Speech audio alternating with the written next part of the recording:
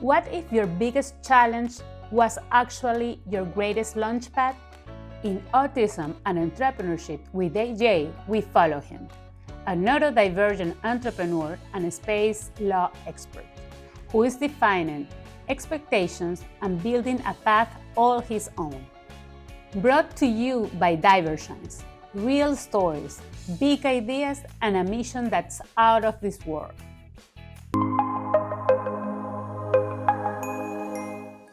I grew up in Central Florida and then in Tampa, and then I used to go to Miami a lot. I think growing up in Florida was really important for me, just because I got to meet so many different people and so many different ways of thinking. So when I was growing up, I'm not that old, but when I was growing up, they didn't really talk about neurodiversity and being different. But I got to grow up, like I said, with so many people from so many different cultures. Like I have friends from Nigeria and Ghana and Venezuela and Colombia and Mexico, and just like so many other places, because that's what Florida is. And so it was really helpful for me to understand that everyone processes differently and thinks differently, and that's not a bad thing, right? Just because someone speaks a certain way or makes their sentences a certain way or whatever, it doesn't impact the relationship you're able to have with them or how valuable they are as a person. And so that was taught to me like really young. Like I grew up with that, and so it really helped me once I was older and understood I was autistic, kind of the value of people being able to think differently and communicate and collaborate differently. And what age did you have when you discovered you were diagnosed with autism? I was 21 or 22. And that helps you to understand yourself or in your path for the future? How was this diagnosis for you? For me to understand myself a lot more and to understand how I fit in with my friends and with other people, and why I always felt really different. So the diagnosis was super helpful for me. It gave me a way to process how I move through the world. Another personal question: do you think it's very important for somebody on the spectrum to know the diagnosis as early as possible? I think it depends on the person and their surrounding. Like for me, if I knew my diagnosis earlier, it probably would have been harmful to me. It may have been helpful. I may have got some extra support, or maybe it would have been helpful to my parents. But sometimes growing up without a label can be really helpful, especially if you come from a community that doesn't understand or doesn't know how to work with you. So I'm sure, growing up, like sometimes your family will say like you are different or you're special, and they don't know, but they still love you and they still care about you. And without the diagnosis, that's really helpful. But sometimes growing up, it's like there's something wrong or different about you, and having a diagnosis is helpful to communicate that to other people so they know to treat you fairly. And it's messed up that we live in a world where sometimes people need a formal diagnosis in order to treat people with respect and care. So it kind of just depends on the environment that you're growing up in. You wear many hats, right? You are a self-advocate, you are a professor, researcher, and a leader in space law. What was your path between your school until now? I would say I'm not a lawyer. Some people call me as a space lawyer, but I teach space law. So growing up in Florida, I got to see the launches a lot. I got to see the Kennedy Space Center, which is in Florida, which is really cool. I'm really fortunate to get to see that growing up. And I always really liked space. And when I went to law school, I was doing human rights law and international law, and I found space law, and I was like, this is really, really interesting, and I love it. And so when I graduated from law school, I went and got a second law degree in space law specifically. And so now I teach space law. Sometimes I do some consulting and some academic stuff, which is really cool, like papers, conferences, like all those things apart from teaching. And yeah, it's really exciting. A lot of times when I tell people that I do space law, they don't believe me, or they've never heard of it, or they think I'm joking. And so it's always fun getting to tell people like, yeah, there's this whole area of law that exists that most people don't know about, and I get to work in it. It's amazing. I didn't know about that. For me, it was really interesting. You said, oh my gosh, we need to know more about that, because I didn't know that exists. Yeah, you should do space law. You should. It's really exciting. You should do it. Yes, I need to know more about it because I didn't know. Well, I still don't know anything about it, so that's very interesting. What unique challenges have you faced in building your career and initiatives? I would say before I was diagnosed and I was working, my first jobs, it was really difficult to communicate with my bosses and I would have a lot of conflict. And then even after I was diagnosed at first, it was really hard to work for other people just because the communication styles and the learning styles and the work styles were so different. And that was really hard for me. So one of the things that I did was I started my own company. So I was a private tutor for a couple years after I graduated from college before I went to law school. And it was really nice getting to work for myself, but it was also really difficult because, as you know, as an entrepreneur, you have to talk to a lot of people to get your business up. You have to do a lot of hustling and relationship building. And sometimes that just wasn't for me. I wasn't great at that. I hadn't developed that skill and I didn't know as an autistic person how to network in a way that I was comfortable with and a way for me to be successful. And that's something I'm still learning how to do.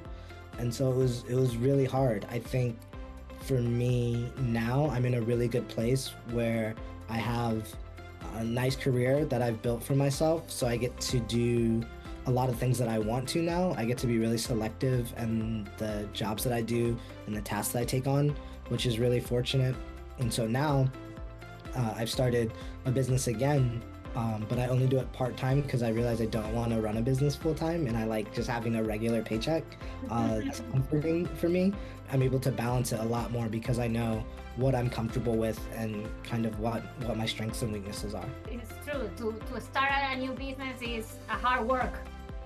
Believe me, we know that. So what was your motivation? The first business I started when I was a private tutor, I did that because I got fired from the job because I had some problems with the manager and we didn't agree. So I needed a new job and I needed money and I didn't know what to do. But I had done some tutoring for some friends part-time, and there was an ad for someone looking for a private tutor. I was like, oh, I'll do it, but I'll create a business so it looks like I've been doing this for longer. And then I just did that. I did that for like 3 or 4 years before I went to law school. But then this time when I created a business, what happened was I'd been doing a bunch of different work in a bunch of different areas. And sometimes I would take on jobs and I would get paid. I would like take on paying gigs.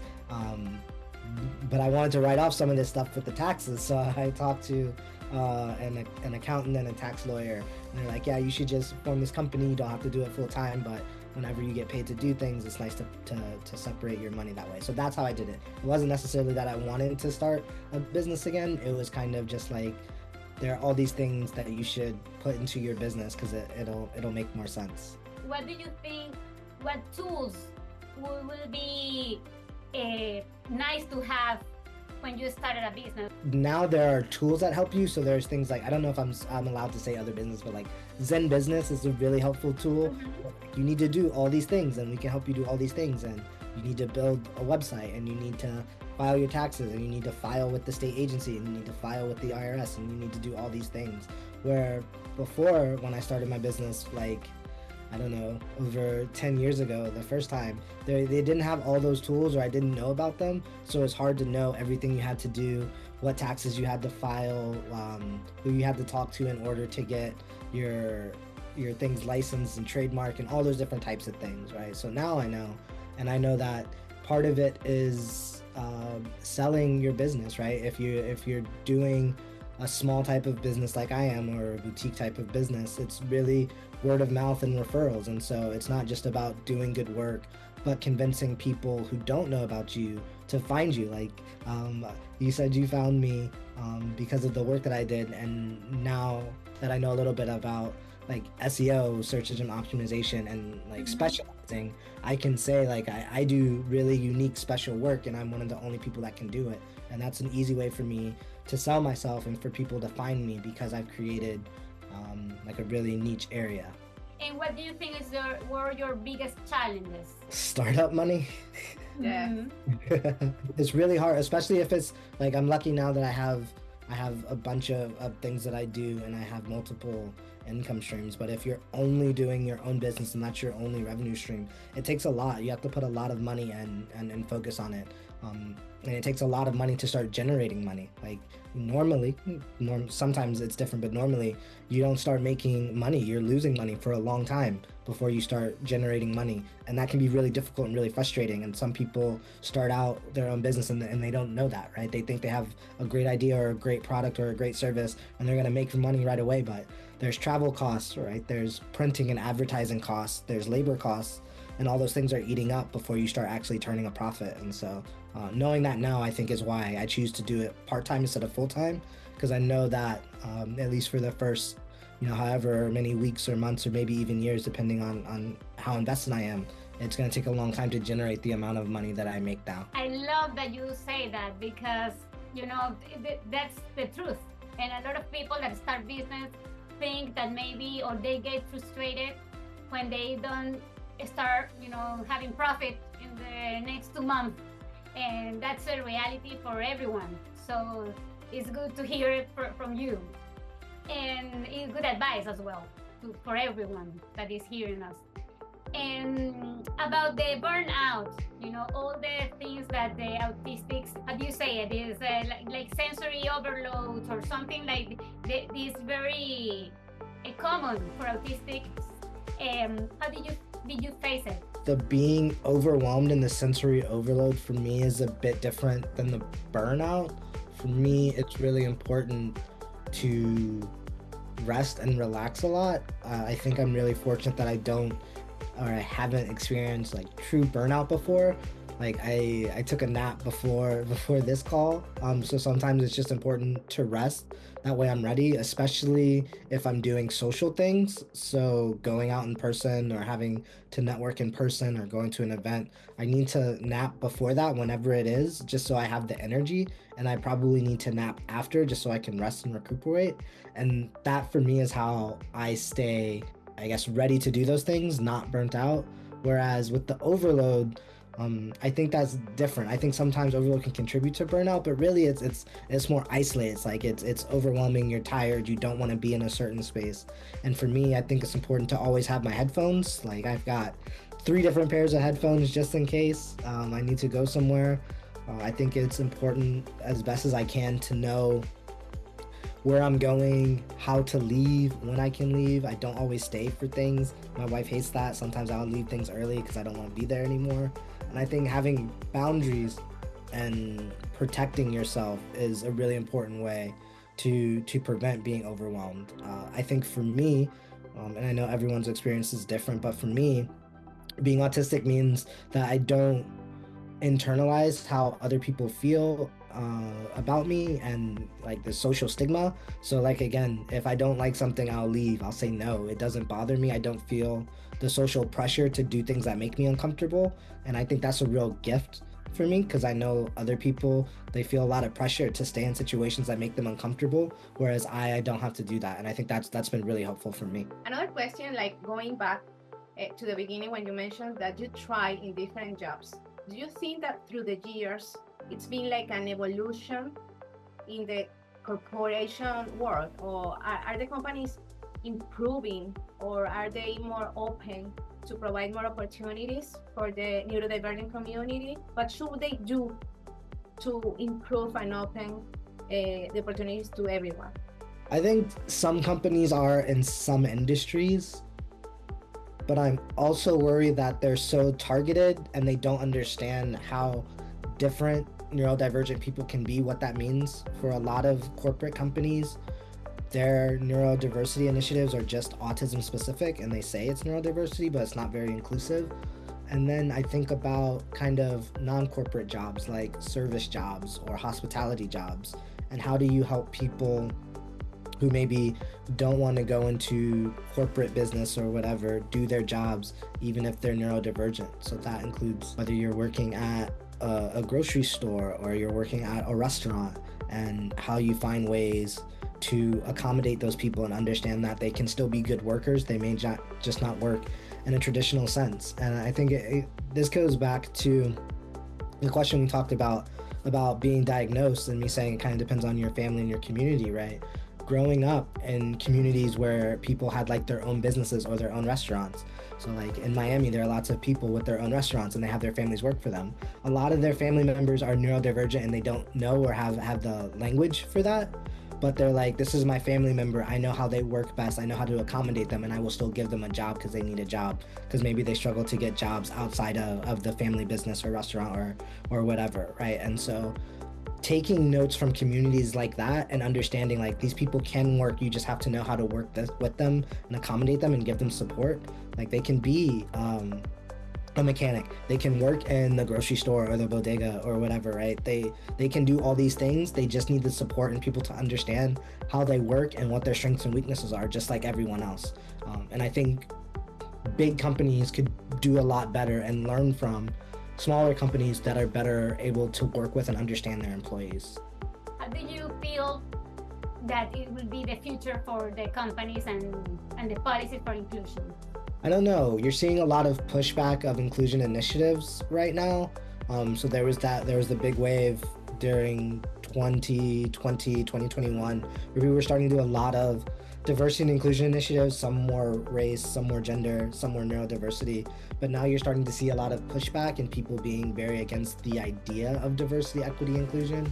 And so with that pushback, I don't really know where things are going. My hope is, though, that we move towards a type of inclusion that's not necessarily based on labels or diagnosis. Those that can be important because sometimes you need support, sometimes you need services, sometimes you need medication, but more to people just being more caring and empathetic and understanding of differences, no matter what those differences are, and understanding that people just work different, and how do you support your friends, your coworkers, your community in order to get the best out of them. That's where I hope it moves towards, so where we're not necessarily labeling people or forcing them to label themselves in order to get hired or to get services, but companies and owners and entrepreneurs and everyone is just more understanding and can communicate like, these are my needs, this is how I work best, and this is how I can be a great worker as part of the team, as part of the company, as part of, whatever you're doing. It's making sure that we're understanding of everyone's different levels of need and being careful and caring about them.